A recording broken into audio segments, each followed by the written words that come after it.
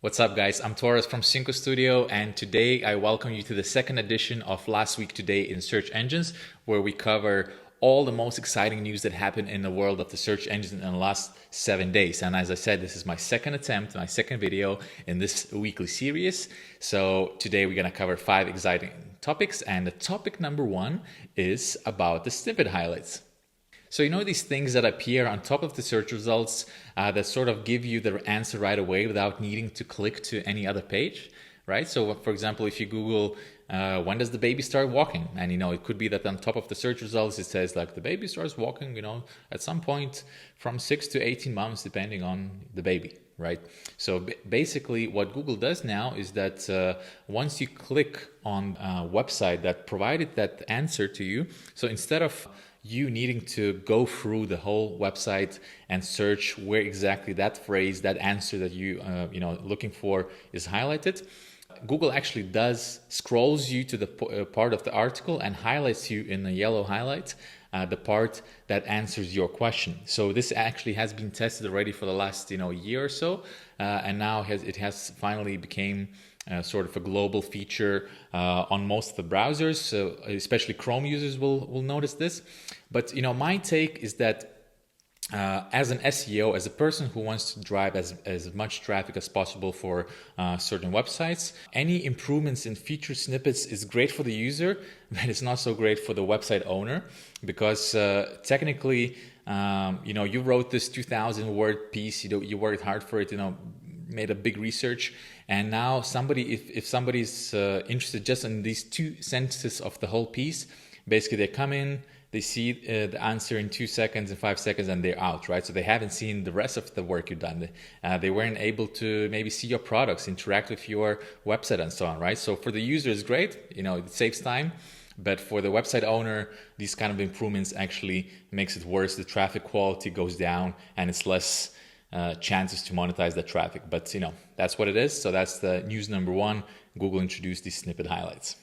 All right, the next thing is the Burt algorithm update clarification. So as many you guys may know that in the end of October 2019, beginning of November, Google has launched a major update called Burt, and Burt was basically aimed at natural language processing improvements in the algorithm. So in a crawling robot, right? So Google basically improved the robot so it understands what the text is all about much better than before, right? Because the crawling robot is still a robot. It cannot think like a human. It cannot comprehend information like a human.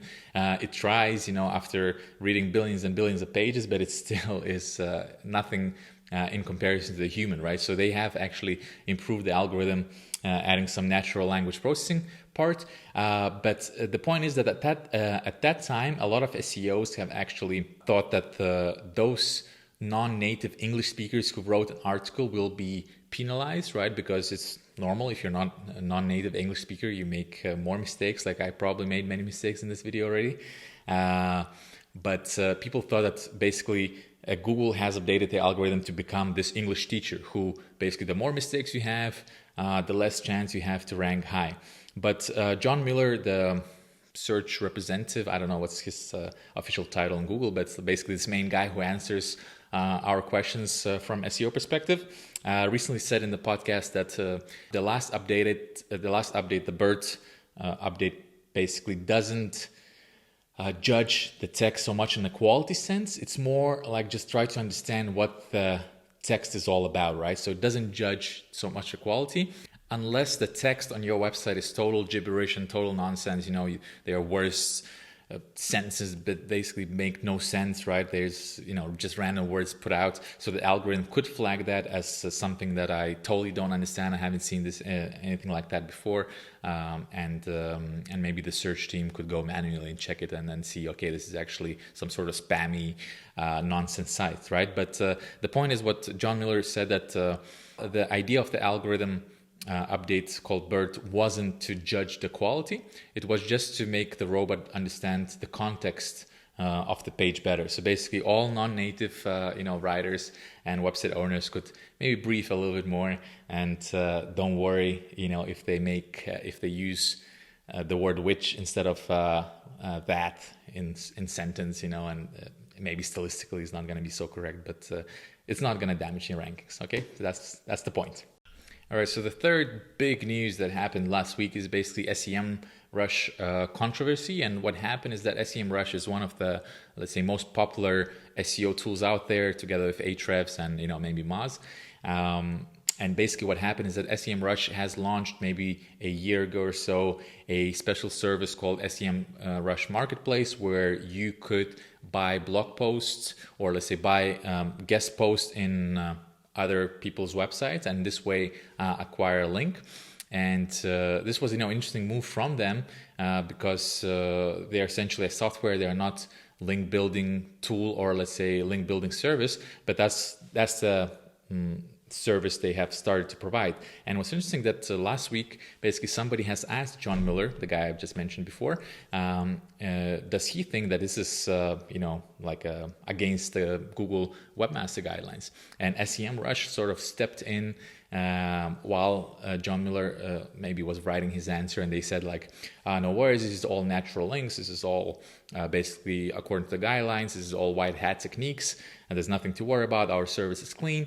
But then, a few minutes later, John Miller basically destroyed what they just said and said that this is actually against the Google guidelines, and this is something that the web spam team could flag as inappropriate if they would see that SEM Rush has been selling links essentially, or somebody who has been buying the links from SEM Rush. And so what it ended up being is that SEM Rush has shut down, or as they say, they have paused the service because of the huge demand, also because of the controversy, and so on and so on. So basically, they're not selling those links anymore, and that's it. But that was, let's say, the reputation of SEM Rush as a tool has definitely declined in my eyes, and I think in other people's eyes, as I've seen in the forums and discussions, because they're, SEM Rush has always had this aura of reliability. Whatever they say, it's 100% truth, and now basically what it means that they were providing a service that was against the Google guidelines for over a year or so, and that's that. So that's the big news from last week. All right, next. So I know you guys might think that I love Google, and I do love Google actually, the whole ecosystem. I'm just a big fan. However, Google is not the only search engine out there, and Bing in some markets are doing pretty well. They might have maybe even 10 or 15% of market share, if I recall, maybe not 15. Anyway, Bing is also a search engine owned by Microsoft, and they are actually working in collaboration with Yahoo and so on and so on. So Bing usually just plays a catch-up game with Google. But this recent feature set that they have launched in their webmaster tools is actually quite cool. There's nothing like that in a search console. So Bing Webmaster Tools just launched a thing called an Audit Tool. So what you do, you register your site on the Webmaster Tools, so Bing Webmaster Tools, and what's interesting, you can actually import the sites you have in a search console with a couple of clicks. That was really easy, and then you can do a site audit. Basically, the Bing does automatic site audit for you and flags certain things, perhaps some redirects or broken links and so on and so on. So usually that level of site audits are hidden somewhere in a paid features of Ahrefs or SEM Rush or other paid site audit tools. But Bing is now providing this for free for now, seems like it. I have actually scanned one of my websites. They were supposed to send me an email when it's done, but I don't think they did. That's a funny thing. I'll have to check again, because I was excited when I read that. Yeah, so they actually haven't sent me an email. So I will have to check, but nevertheless, this is a great feature, Bing Site Audits. You have to check it out at Bing Webmaster Tools. All right, and the last thing in this week's video is actually not something that happened last week, but it's a tip. I would like to also include one tip per week that you guys could learn something very actionable that you could use for your website as well. So this tip I have actually found on Moz.com blog, one of the great SEO blogs out there, and I really like this technique, what they were recommending, and it's called a Google Alerts link building. And first of all, so start with a free tool from Google called Google Alerts, and Google Alerts is basically will just inform you or alert you by email whenever certain query has been mentioned on the internet, right? So you could there's very different settings. You could make it very sensitive that each time somebody mentions the word I don't know, cat, you get an email. So obviously you don't want that, right? Because I mean, your inbox will be flooded. But maybe you have some specific words that you want to track, and they will send you perhaps once per day or once per week a sort of a digest of the website that has mentioned that query, and helps you to keep the track of what's happening in the industry. And normally, what I used Google Alerts before is actually for reputation management, where I would just type in, my name, my company's name, all of my website's name and brand names in a Google Alert. So I know that if somebody mentions my brand name or my name, I want to know where they did that, why they did that, in what context, and so I can keep an eye whether basically they're not spreading some sort of spam. So that likely never happened, but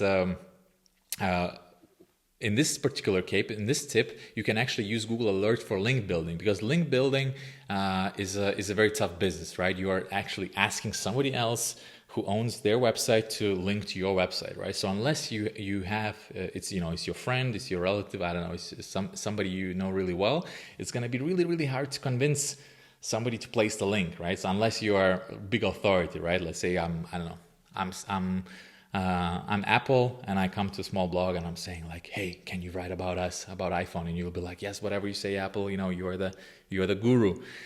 So unless you're that sort of authority, then then you have more power. But if you are normal human, the mortal in the SEO space, you obviously don't have that leverage. Anyway, so you can use Google Alerts to build links by, first of all, building relationships. And you can build relationships by basically being notified by, first of all, whenever your products or services are being mentioned, right? Not necessarily your product or service, but something similar, right? So let's say if you provide impact investing, you could put an alert for impact investing, and you want to see what other websites are talking about it, so you can basically just see what they're talking about. Maybe you can also contact that person and say like, hey, you mentioned impact investing. I'm actually, I have this product about this. Why don't we collaborate, or why don't you link to us, and so on. So that's one way. Then your focus keywords, right? So if there's certain keywords you are targeting, let's say, I don't know, buy cigars online or something like that, and you want to keep track.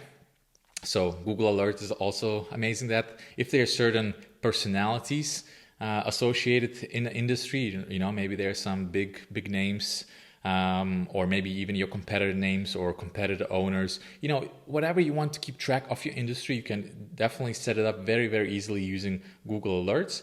And then once you get the email, maybe you could use that information to basically maybe do an outreach to the people who own those websites and say, hey, I'm in an industry, maybe let's meet, let's have a coffee, let's build this relationship, and then sooner or later, maybe you will become friends and they will link to you. All right. So I like this tip. I think that's a very creative and sort of a growth hack that you guys could use. So that's it. Don't want to make this too long. That was the second edition of Last Week Today in Search Engine. I'm Torres from Synco Studio. I hope you enjoyed it, and I wish you a very nice day.